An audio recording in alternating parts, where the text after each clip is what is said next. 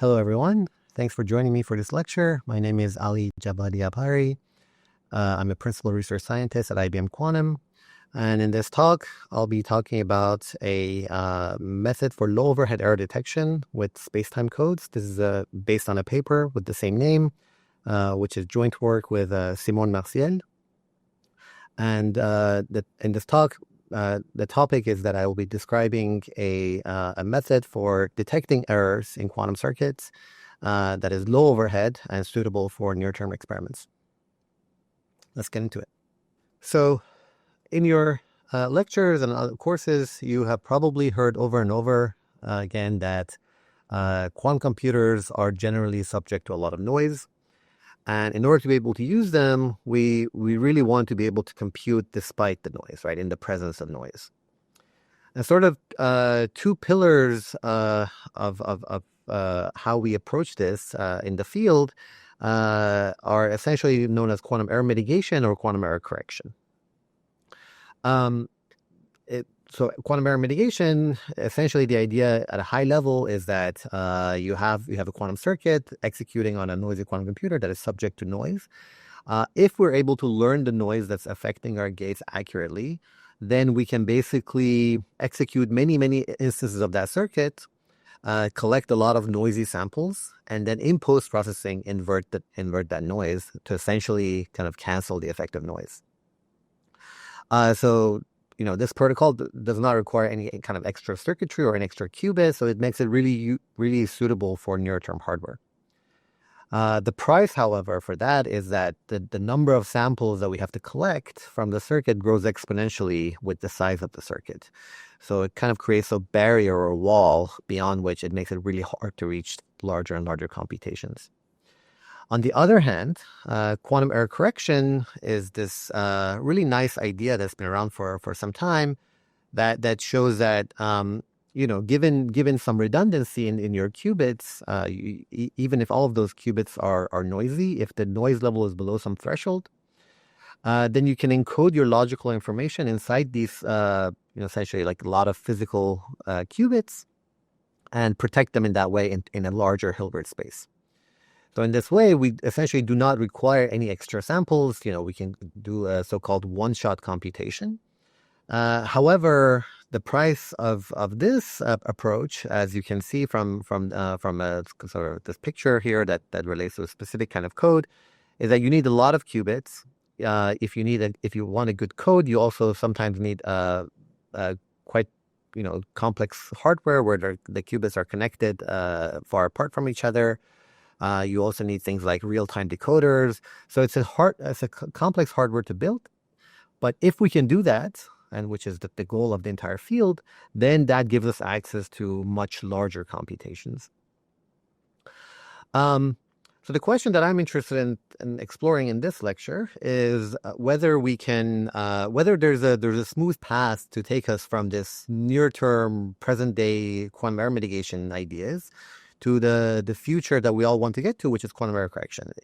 Meaning, is there some way to do some amount of encoding, use some redundancy, but have fewer, reduce the number of samples that we need to collect, as a result. So sort of the cartoon that I kind of think about in my mind is, well, on one extreme we have these ideas from quantum error mitigation, so probabilistic error cancellation, PEC, zero noise extrapolation, ZNE, circuit cutting. These are all ideas for error mitigation, and they all result in exponential number of samples. And due to this exponential cost, you're kind of limited to doing computations on thousands of gates, for example, which is still quite impressive and can potentially get us to regimes where it's difficult to classically simulate those computations. On the other extreme, where if we have access to many good qubits, then that unlocks fault-tolerant quantum computing, right? And with that, we can hope to do much larger computation on the order of millions of gates. So what I will be exploring in the rest of this talk is an idea called quantum error detection, which is sits somewhere kind of in between here, right? So precisely because we use some extra qubits, we can detect errors but not correct them. So this reduces the sampling cost of quantum error mitigation, but it also does not have as much of a qubit requirement as full-blown quantum error correction does. The other thing that I would like to point out is that quantum error mitigation gives you access to expectation values only in a computation, whereas quantum error correction, as I said, gives you single-shot computation.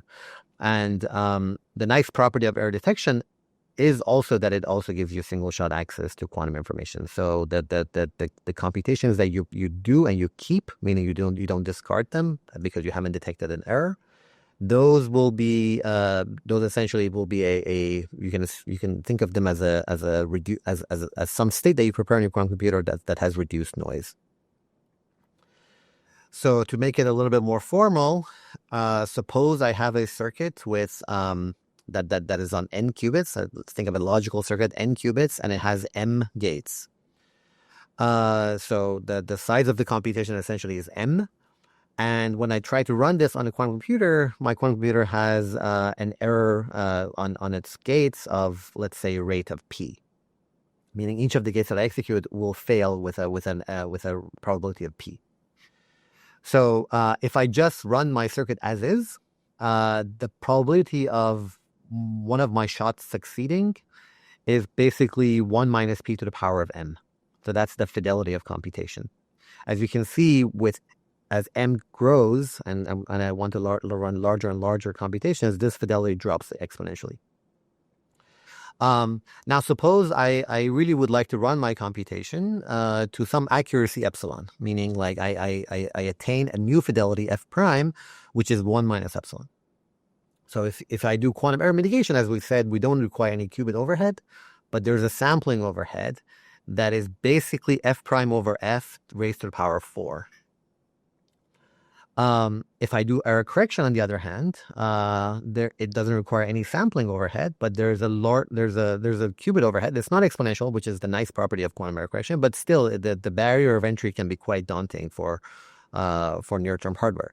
So, for example, if I look at a surface code, the overhead of the computation grows polylogarithmically as n times log of epsilon over m squared. So that requires a lot of qubit overhead, and so error detection sits somewhere in between. The number of qubits that are required for error detection is kind of dependent on the protocol. In this talk, I'll be describing one protocol which requires a small constant number of extra qubits. And consequently, the sampling overhead for this is also quartically better than error mitigation. And the specific error mitigation that I have on this slide is for PEC, which is sort of the standard in the field. Okay, so I hope it's sort of clear why we're interested in quantum error detection. It gives us access to some intermediate regime and some intermediate goalpost that perhaps allows us to push a little bit further along this path of ultimately getting to fault tolerance. Okay, so the big question obviously is how can we detect errors, right? Because you can imagine, just for the sake of a thought experiment, you can imagine that you have an oracle sitting next to a quantum computer that is able to observe all the samples that you collect, and it can just tell you which sample experienced an error and which one was perfect. But we don't have that, so unfortunately, we have to find some protocols that gives us that access, that ability to actually detect an error when it happens. So one simple way of doing it would be some problem-dependent way of going about it, right? So suppose you're simulating a physical system on your hardware. And this physical system that you're simulating, you know something about it. You know that, for example, it has some conserved properties. For example, it conserves spin parity or conserves fermionic particle number. If you know those things, then you can measure those during the computation or maybe at the end of the computation. And any time that you see a violation of that conservation, then you essentially know that some error happened. You don't know what kind of error happened, but you know some error happened. You can discard those shots. The other way to go about it is to use codes to do encoding, similar to how we use error correction. We encode our logical qubits into some physical qubits. You can use maybe some essentially weaker codes that are able to detect errors but not correct them. So some well-known examples of them are a code of 2m, 2m minus 2, 2. This is 2. This is due to Daniel Gottesman. Essentially, this encodes 2m minus 2 logical qubits inside 2m physical qubits, and the code distance is 2, meaning it can detect when an error happens, but it cannot correct it. And there are other examples of these error detecting codes as well. One issue with this approach is that then doing arbitrary universal computation is not as straightforward always. You have to build your fault tolerant gadgets that operate within the code. So it might not be straightforward to always build a large complex circuit, but there are certainly ways. And then the approach that I would like to focus on in this talk is known as coherent Pauli checks. So this is an approach where we basically use some symmetries that we know about some circuits, specifically Clifford circuits or Clifford dominator circuits. So if you take a Clifford circuit, sort of by definition, the Clifford group maps some Pauli that into another Pauli. And so I can basically check it, right? So imagine I have a large circuit, and I can when I run it on the quantum computer, I can probe it for making sure that it maps some Paulis to some other Paulis correctly, and if I detect a violation of that, I know some error happened, and I can discard that run. So as I said, this approach works very well when the circuit is Clifford or it's Clifford dominated. So what is that useful for? Like obviously Clifford circuits by themselves are not universal for quantum computation. And you might be limited if you're only limited to using Cliffords. However, let me tell you some examples where being able to do this is actually quite useful. So first of all, you can always take any universal quantum circuit or any quantum circuit and make it into another circuit such that it's a large Clifford applied to magic state inputs. So basically, you can think of the bulk of your computation as that Clifford, and then if you're able to detect errors on that efficiently, then that gives you a good ability to remove errors from those computations. And the other reason we're interested in these computations is that there have been many quantum advantage proposals over the years that have relied heavily on Clifford circuits. The structure of these Clifford circuits makes them easy to reason about. And so here are a few examples on the screen. So you can think of a large Clifford chunk of a circuit that is conjugated by single qubit Cliffords. Single qubit non-Cliffords, and we can show that sampling from the output of such a circuit is hard computationally. Or for example, if you can prepare graph states are states that you can prepare using purely Clifford's gates. If you can prepare them well, then sampling from the output of those graph states for specific graphs is also you can show that they're hard. Meaning, like if you can do them well on the quantum computer, remove the errors, and sample faithfully, then this gives you a route to kind of demonstrate quantum advantage.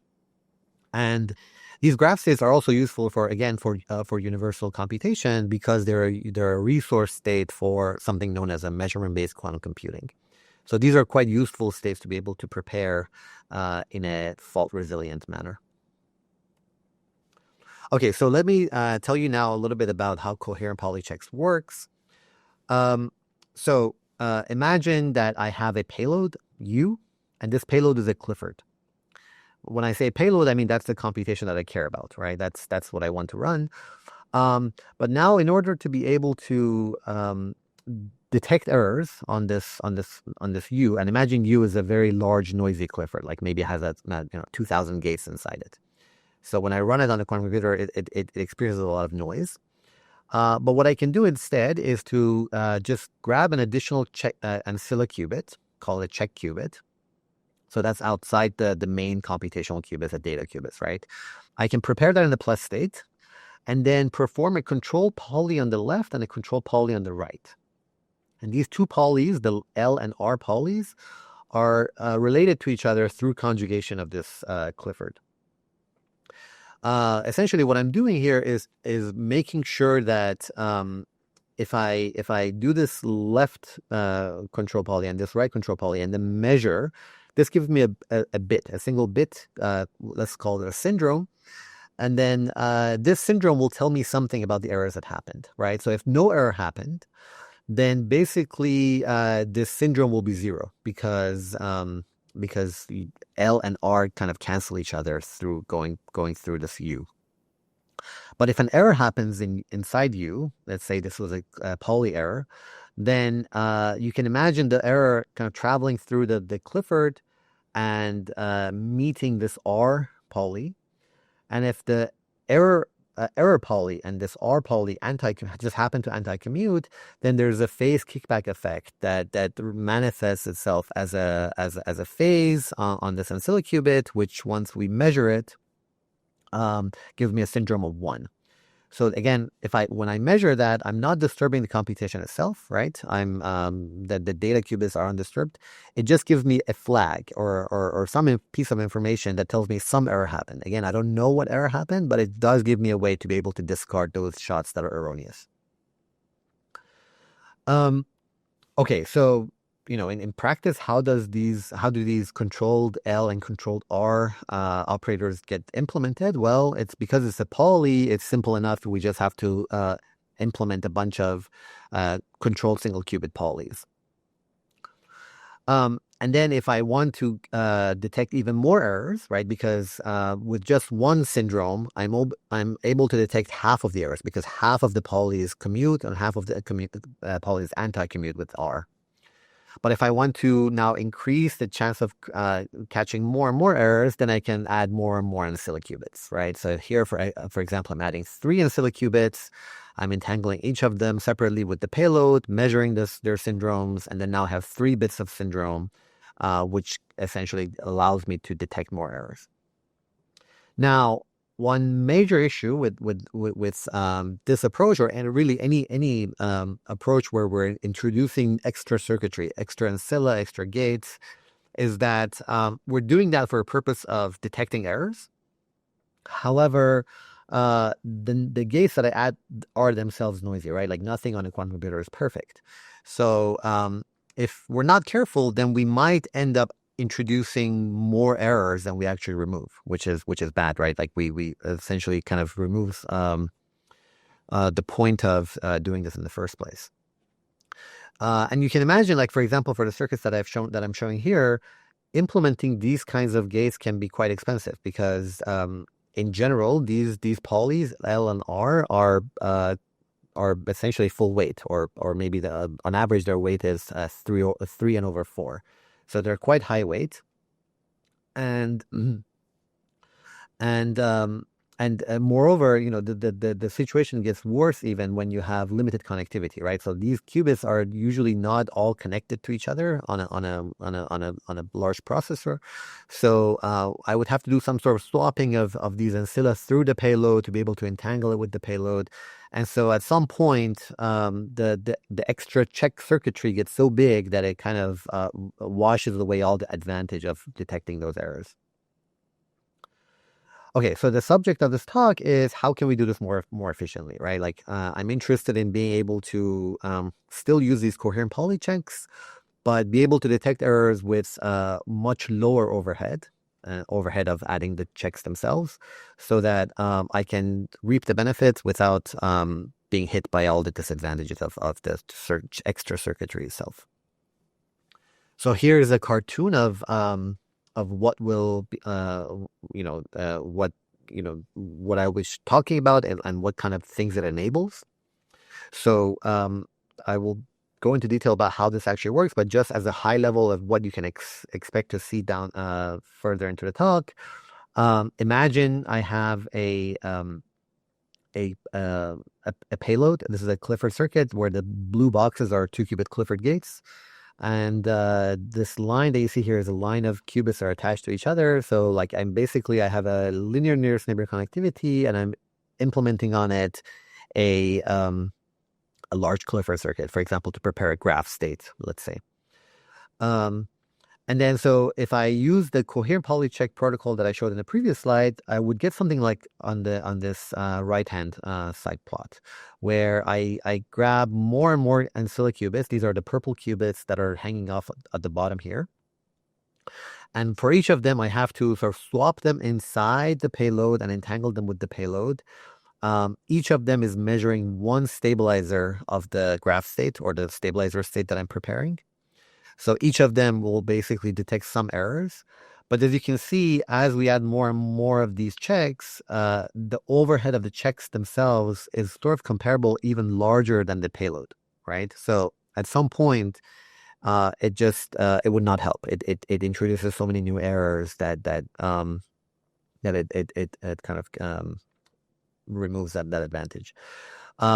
Instead, what the type of things that I will be showing in the rest of this talk are types of checks that rather than being confined to the fully to the left or fully to the right of the payload, they are kind of sprinkled throughout the payload. So again, you can imagine that the blue boxes are the Cliffords, and the purple boxes are the controlled polys. So if I can find ancilla qubits that are attached to the payload from the sides, then what I can do is I can sprinkle polys throughout the payload. Again, these polys will do nothing to the computation itself, right? They all can sort of cancel each other just by virtue of moving through the Clifford and canceling each other. But they're able to detect a lot of errors, and they do it in a very low overhead manner, right? Because as you can just even visually tell here, the overhead of doing the C way of doing these what we call spacetime checks, they're based on an idea called spacetime codes. This overhead is much smaller than the overhead of doing the basic version of checking the correctness of these polys. And just to give you an idea of like the type of improvements that we can expect comparing method B to method C is typically, the way we think about the way that error detection works is we care about two quantities. One is post-selection rate. This is how many shots survive. So if you have a very noisy circuit with a noisy hardware, then this post selection rate obviously has to go down because and that's good, right? Because it shows that we're correctly detecting these errors. But we don't want it to go down too much, like as a result of our checks themselves, right? Like we want to ideally just detect errors that happen on the payload and not have to care about a lot of errors that our checks themselves introduce. That's post selection rate. Ideally, we want it to be high, so that we can get to keep more and more of the computation. And then the other quantity is the fidelity, right? So the fidelity, as again on the x-axis, on the horizontal axis, I'm adding more and more rounds of checks. So as we add more rounds of checks, this fidelity has to go up, right? Like that's a signature of error detection working. I'm filtering out, discarding erroneous shots or bad shots, and I'm keeping good shots. So the fidelity of the remaining shots has to go up if it's working correctly. And so what this is showing is that if I compare the space-time approach to the approach of just checking, naively checking for the correctness of these stabilizers on my payload, then you can get actually quite a dramatic improvement in, like, for example, three orders of magnitude better post-selection rate, 70% better fidelity. Sort of the way you can understand this difference is entirely due to this efficiency argument that I made earlier, right? So as more rounds of checks are added, the space-time checks, their overhead grows much more mildly compared to the overhead of those stabilizers that are measured instantaneously, right? So like here, we are measuring things at one time slice only and distributed in space. here, basically, we're kind of keeping them local in space because we know that being non-local in space is expensive, right? I have to do swaps, etc. So we're trying hard to keep them locally local in space, but we can essentially distribute them arbitrarily in time, right? Because there's no limitation on the ancilla interacting with the data at various points in time, right? Like it can easily do that. They're all adjacent. But it becomes expensive if you have to swap the ancilla through the payload and maybe swap it back. So we want to avoid that. So essentially, we're using the space-time picture to be able to distribute these checks within the payload. Okay, so let me go into some more technical details about how and how we can come up with checks like this, how we can construct space-time checks. Okay, so the first step is as I said, imagine you have some data qubits that are connected to each other somehow, and you have a clip. Let's say, for example, for now, just a Clifford applied to them, and we have an ancilla just dangling off in space. So this gives rise to some wires. Let's call these space-time locations as wires, W1, W2 to WK. These are wires that are accessible to this ancilla, right? So I'm trying hard to restrict the ancilla to only interact with spatially local qubits and only basically its neighbor. So I first identify the wires that are available to this ancilla. Then I find a valid check, and a valid check, as I said, is one that is a bunch of polys that are supported on these wires. That together they essentially amount to identity, but they're able to detect errors, and we'll talk about how that happens. So we can detect. We can find. Our goal is to find a set of low weight polys supported on these accessible wires.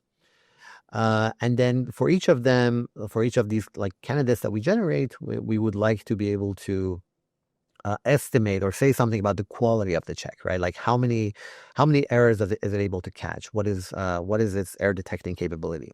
And for that, we can essentially estimate this logical error rate quantity for each of them, and then pick the best one. Once I've picked the best one, I commit to that check. I implement it by doing essentially preparing my ancilla in plus state, doing these controlled polys that I decided on now, and measuring in the X basis.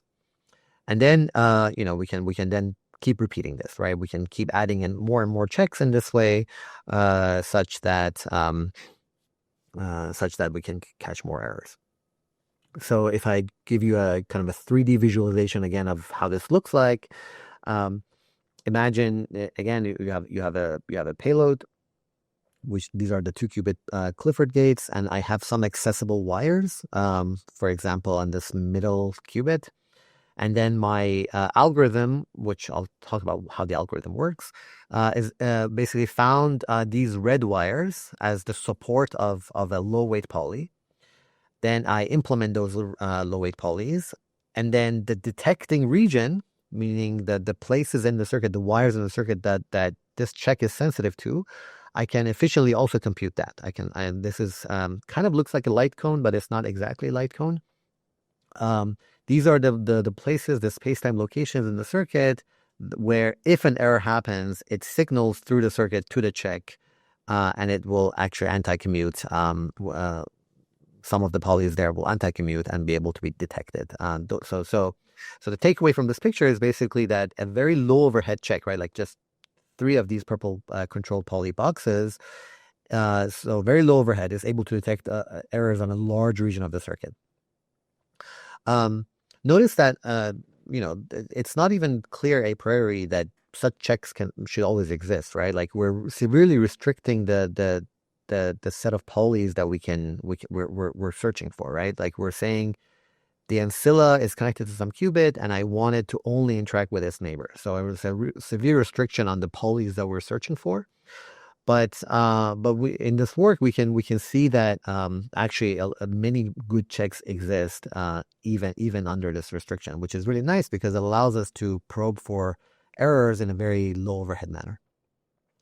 And then, as I described it, I mean, this kind of protocol works for any connectivity, right? Like, so as long as you have some payload, some qubits that are supporting your payload, and some ancilla qubits that are attached to it. So this is the extra qubit overhead, right, of error detection. So as long as there are some ancilla lying around that I can use, then we can always search for these valid checks such that we can detect errors within the payload. Again, just to give you a little bit more intuition, visual intuition, right? So imagine I have a large device with qubits that are connected. For example, this one is an IBM Quantum Heron processor. So the blue and green are where my payload is supported, and the red are the ancilla that I just grab because they're free. So there's a space and there's a time, and then these control polys are the red boxes that are probing in space-time through my payload and are themselves not as big as the payload, so they're efficient, they're low overhead, but they're able to detect a lot of errors. And you can look at this from different angles and sort of get a nice intuition for how this space-time picture looks like. Okay, so let me talk a little bit about how, in fact, we're able to find these, right? Because the search space can be quite large, right? Like we have many space-time locations, space-time wires, and we would like to be able to find valid checks that are low overhead and be able to detect a lot of errors. So for this, let me define an operator called the backpropagator. So that is, imagine in my circuit, I have a wire W, some location in space-time. And the backpropagator of some poly that's supported on W, so PW, the backpropagator of it is essentially the operator that I get once I pull this poly on this wire back through my circuit. So there's a bipartition of the circuit of AW, which is all the things that happen before W, and BW, which is all the things that happen afterwards. And so if I pull this back through A, then it yields another operator at the beginning, which is a poly, and let me call this a backpropagator. So a valid check is basically a check where I find a bunch of polys on different wires, so P1 and W1 to PK through W on WK, such that if I compute the backpropagator of all of them, meaning pull all of them back to one side of the circuit, they kind of cancel each other, right? They become the identity. So that's the definition of a valid check. So these are the things that I'm searching for. And then how can we find them?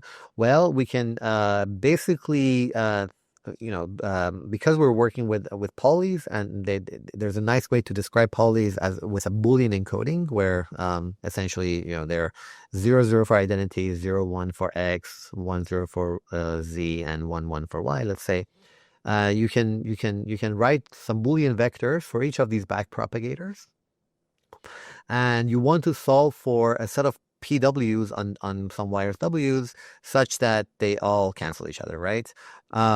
And so what we're interested in is minimizing the weight of these polys, right? So we want the poly implementations to be cheap, so that means the weight should be small.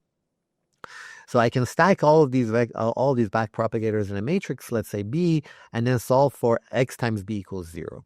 Moreover, I can restrict my search to whatever I want. So in our case, we're interested in being spatially very local, right? So I can restrict my search to some set of wires L that are in the neighborhood of my check, of my ancilla qubit. So if I do that and solve this, so we can solve this using, essentially this is a decoding problem. To solve this equation of X times B equals 0. This gives us an answer. We can use any your favorite decoding heuristic to find a low weight set of polys on different wires throughout the payload, such that they are a valid check. And this is how we find the valid checks. But finding low weight polys is not enough, right? So what we really want from a check is two things. One, that it's low weight, obviously, that it's not expensive to implement. But the other is that we want it to detect a lot of errors, right? Like you can think of some polys that are actually very low weight, but they're trivial. They don't detect any errors because maybe they're like sandwiching a single gate or something, right? Like that. We want them to kind of be distributed in the circuit, be able to have good coverage of errors on the circuit. So to be able to score different checks or different candidates that we generate, using the previous method that I described. So now we want to be able to score them and essentially commit to the best one, the one that has the best error detection capability. So to do that, let me define a different operator called the back cumulant this time. And this is essentially like the back propagator, where we took a poly P on wire W and we pulled it backward. But this time, instead of just looking at what happens when it's fully pulled to the beginning of the circuit, now we're basically doing the same thing, pulling the poly through the Clifford, but kind of keeping a trace of what happens as it goes along, right? So it's essentially every time it passes a gate, it leaves another, like some poly on the wires that it's going through. So there's like a trace. It accumulates a trace as it goes through, and it reaches the end or the beginning of the circuit. And the nice thing about this picture is that now you have a bunch of polys. This is a trace. This is the back cumulant that are supported on all the wires of the circuit. And an error. What's an error? An error essentially is some set of poly errors that happen on different wires of the circuit, right? So an error will be detected if for a given check, once we compute this back cumulant, it anti-commutes with the error itself. So that's a necessary and sufficient condition for that error to be detected by the check. And a check is essentially a collection of these PWs as we discussed. Okay, so now that we have this back cumulant tool, well, what we can do is we can estimate the logical error rate for a bunch of checks. Let's say check 1, check 2, check 3, check 4. Each of these checks, again, is a bunch of polys on a bunch of wires. We can do some Monte Carlo way of estimating this by basically having our checks, computing their back cumulant. This gives us a bunch of polys that are supported on all the wires of the circuit, and then just drawing errors, stochastically drawing errors according to some noise model, let's say P. And then those errors that trigger the check, meaning they satisfy this condition, those are the ones that become a logical error. If they don't satisfy this condition, they're undetected, so that they become a logical error. So if they're undetected, then that contributes to logical error, and that essentially gives us an idea of how good the checks are. Like as I do this Monte Carlo estimation, what is the logical error rate of these checks after I toss out all the bad shots that they detect? And this is again a cartoon illustration of this, right? Like I have a poly check distributed as such. Like I have this controlled X here, controlled X here, controlled X here, and then as you can see, the back cumulant of this check are the green boxes. Those are detecting a lot of errors. So as I in a Monte Carlo method, as I draw errors, I can essentially just very quickly compute whether it commutes or anti-commutes with the back cumulant or not, and then estimate the logical error rate. So then we among the bunch of candidate checks that we generate, we stick to the best one. We try to maximize the error catching capability. Okay, so everything I talked about so far has been about Clifford circuits. So now let's see what happens if I introduce a little bit of non-Cliffordness in the circuit. And essentially, what I will show you now is everything still works, right? So it's adding non-Cliffords even in the middle of your circuit is not a deal breaker. However, it does something to the set of valid checks that I can search for.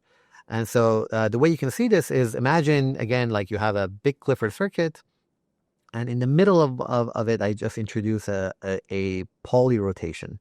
So there's a rotation about axis P, which is some poly. It could be X, Y, or Z with some angle theta. So this is a non-Clifford, right? So now what this non-Clifford rotation does is it partitions the circuit to a left and a right of it. And everything still works as before. And a check is now a valid check, right? So what were the checks, right? The checks were a bunch of polys supported on these wires, so that I can always pull them through, and they travel through the Clifford. But then at some point when they travel through the Clifford, they hit this rotation, right? So only some of them can go through, and some of them will not be able to go through. So the ones that commute with P, so if the error commutes with P, if it is able to, sorry, if the poly of the check commutes with P, then it just works as before. Like nothing changes, right? Like if the rotation is about the Z axis and my poly that I'm pulling through is Z, if it meets this rotation here as a Z, then it just goes through and everything works as before. But if it's an X, it will flip the sign and it will change a few things, and we have to take care of it in some different way. But let's say we're interested in like doing everything as we were doing before, but now only restricting our checks such that whenever they travel through the payload and they meet these rotations, they commute with them, right? So you can see that we're placing some extra constraints. And what you can show is that basically the space of valid checks now starts to diminish. Right. So, for example, this is a simulation that essentially shows a perfect match with the analytical uh, prediction that as I add more and more non-Clifford rotations to my circuit, the space of valid checks, which is characterized by a group, it kind of starts to fall exponentially. Right. So this is why we in the beginning I said this method works well for Clifford dominated circuits, but still it can still tolerate some non-Cliffordness, right? So you can see that I'm adding here I'm adding more than 175 non-Clifford rotations, and still, the size of the group is still, a decent size. We can still search for valid checks. But because the size of the check group is diminished, you can see that in this plot, the top one is the logical error rate, the bottom one is the post-selection rate, and it's each of the lines, each of the curves shows a more and more non-Cliffordness added to the circuit. So with the dark blue right here, that's when the circuits are pure Clifford. So we get this nice suppression of logical error because we're able to find good checks. The space of valid checks is big. We can search for good ones. But as let's say we go to 100 non-Clifford gates, then the checks that I'm stuck with that I can search for are very small. So they don't do much basically. They don't suppress logical error rate much, and they don't change the post-selection rate much either, right? Like they're essentially they're kind of useless. The space of checks that is remaining is small. Okay, now that kind of I laid out all the theoretical tools for taking large Clifford circuits, being able to detect errors on them with low overhead, and I told you why we care about low overhead. All of that kind of leads us to be able to actually test this out in an experiment, right? Like the reason I like these methods is that they're actually we can test them today on existing quantum hardware because they're low overhead and small. I don't need to add a lot of extra qubits, and also the sampling overhead is good. So these are experiments that were performed on an IBM Heron processor, so IBM Kingston to be specific. And for each of them, these different colors are showing different stabilizer states that are prepared, ranging from 14 qubits to 50 qubits. So these are the layouts for each of the experiments, where the blue is the payload and the support of the payload, and the purple are the support of the check qubits.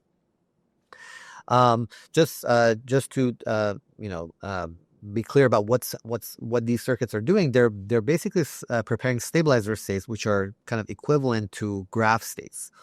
So we can visualize those graphs and get an intuition for the complexity of the states that they're preparing. And for the largest experiment, this is a 50 qubit by depth of 2 qubit depth of 100. So it's quite a large circuit. It contains around 2,500 gates. 2,500 2 qubit gates. Um, and you can see like the graph that it prepares is very, very highly entangled, right? Like it's hard to break it apart into non-entangling parts. So it's a very highly entangled graph state. Um, and you can see in these graphs, again, as for each of them, as we add rounds of checks around the payload, the fidelity goes up, the post-selection rate, as expected, goes down. It goes down more for the noisier experiments as expected because there's more noise to detect and remove. But because we were able to do this low overhead efficient check picking, right? Like the overhead of the circuits, the size of these circuits grows quite mildly as checks are added. So now it essentially gives us a way to boost the fidelity of these circuits by a lot, right? Like sometimes by around a 2x boost in the signal, sometimes even more. So like here, for these larger experiments, the starting fidelity is very close to zero, basically, right? Because the circuits are so big. And as we add checks, we're essentially able to see the signal. We're able to see that the fidelity is non-zero, and we're able to meaningfully create these graph states. Just to show you sort of in more detail what these experiments are doing. So as I said, the bare circuits are, or those logical circuit, let's say, those are the ones that are supported on n qubits and have a depth of 2n. These are essentially this size of a circuit is enough to prepare basically any graph state um, on a linear nearest neighbor connectivity. We characterize the entanglement width of these, and we see that they actually, in fact, do have high entanglement width. And the way you can think of this is that as the entanglement width goes up, the complexity of simulating them with tensor network methods becomes exponentially harder. For each of them, there's a layer fidelity that we can let's not worry about it for now. It's an indication of how noisy one layer of each of these circuits is that we can characterize experimentally. But what I really want to focus on is first of all this gain that we get, right? So we're able to get some gain. Note that we're not removing all the errors, right? So this is one limitation of quantum error detection alone, is that it's not able to detect all the errors. So quantum error correction or quantum error mitigation like PEC, if you pay the full price of them, they are able to detect all the errors. To remove essentially or cancel all the errors. Here we're doing some heuristics, so we're able to get a fidelity boost, but we're not removing all the errors. So these methods that I described are best combined with other methods, like combine them with error correction or combine them with error mitigation to reduce the corresponding overheads of those. But it's a relatively, like the point that I'm trying to make here is that this is a very cheap way of getting these fidelity gains, right? So for each of them, you see quite large gains in the signal that we get from using these. And the overhead price that I paid for them is quite modest, right? So like the qubit overhead, you can see here, the sampling overhead, you can see here. To get a sense for why these are modest, let's compare them to what I would need to do to get corresponding gains, not even go to full fidelity of 1, just to get this amount of gain from either quantum error correction, let's say this is for a surface code, or from probabilistic error cancellation. So quantum error correction, as we said, right, and I started my talk by saying this requires a lot of qubits, right? As you can see, the overhead in the number of qubits is far larger than we use in these circuits to just get this amount of gain. And if we were to use PEC, then there are no extra qubits, but the sampling cost is very, very large, right? Like you can see, like for this larger experiment, it's about 5 orders of magnitude more, again, to get the same amount of fidelity gain, right? So the point, I guess, that the takeaway from my talk is error detection gives you a way to get quite meaningful boosts in your signal by using very little overhead in terms of number of qubits and number of samples. So you can think of it as somewhere in between quantum error correction and PEC. Let me conclude by talking a little bit about one application of this method that I described for a kind of maybe a task that a lot of you are familiar with is preparation of GC states. So GC states are, the states that corresponds to all zeros, superposition of all zero plus all one, right? But it's a very useful state in the sense that it's commonly used in a lot of hardware benchmarks or software benchmarks to see like how big of a GAC state are you able to generate on your hardware. Uh, Essentially, that's a test of being able to generate true entanglement across many body quantum systems. But they're also quite useful for quantum algorithms. They appear a lot in many quantum algorithms where you might have to prepare a GC state and then operate on it after that. The way you can prepare them is quite straightforward, right? Like you can start with some root. Let's say qubit 78 here is the root that I start with. I put it in the plus state, and I essentially just start by adding C naughts to its neighbors, as kind of a breadth first search down a tree. So the arms of the tree, the branches of the tree, I start exploring them in parallel until I reach the desired size of the GAC state that I want.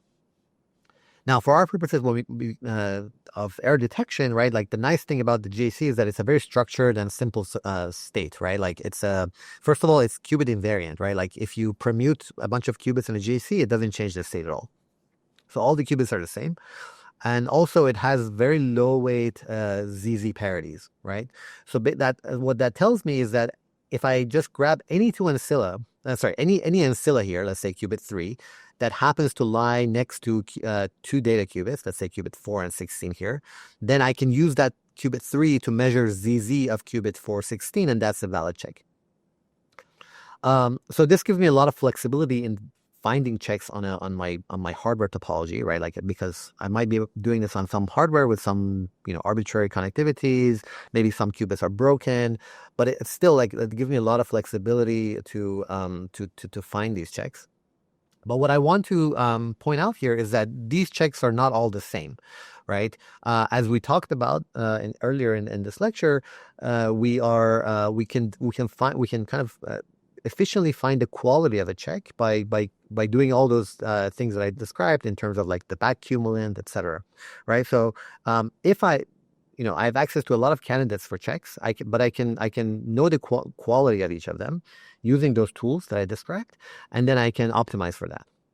So the recipe here for generating these large GAC states is basically start with some graph of qubits, remove those that maybe on that particular day happen to be bad. You're left with some graph, then choose a qubit, build this BFS tree to prepare the GAC in some short depth.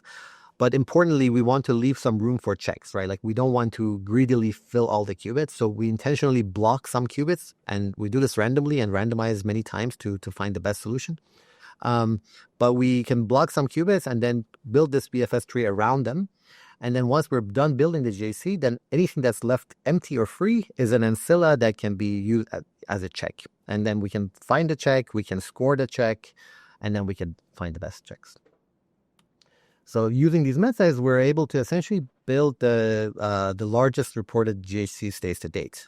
So these are some experimental results showing various fidelity metrics for a GAC state. So Hellinger fidelity, direct fidelity estimation, parity oscillations, and they all kind of exhibit this signature of being a true GAC state or true multipartite entanglement at a scale of more than 100 qubits. So let me conclude by saying that so in this lecture I discussed error detection as a kind of a promising approach that sits somewhere in between known methods for error mitigation such as PEC and the fault tolerance future that we want to get to. By essentially trading off space against time, right? Using more qubits to reduce the number of samples. Or you can think of it also as saying using more quantum resources, which are the qubits, to reduce the classical resources, which is just the number of samples that we take. So I discussed some theoretical tools that allows us to, for Clifford or Clifford dominated circuits, efficiently find good checks and be able to find checks that are low overhead and detect a lot of errors on a large detecting region of the circuit. And to be able to push experiments quite far using them on current hardware, right? Like, so prepare graph states of with around 2,500 gates, or to prepare GHC states of over 100 qubits. And there are obviously some many open questions, right? So the space-time approach that I described is related to a quantum error correcting code known as space-time codes that is designed for Clifford circuits. Now, we use them here just for error detection, but can the tools that we discuss and some other work from the literature, can we use them to design checks that are able to not only detect errors, but also localize them or tell us what kind of error happened so that we can correct them? And then, going beyond these Clifford circuits or Clifford dominated circuits, which were mainly what I discussed here were random circuits. If I have a structured circuit, right, like does that give me some ability to reason more about it and design better checks for tailored to those specific circuits? I think these are very interesting questions to explore down the road. With that, thank you very much for listening. See you later.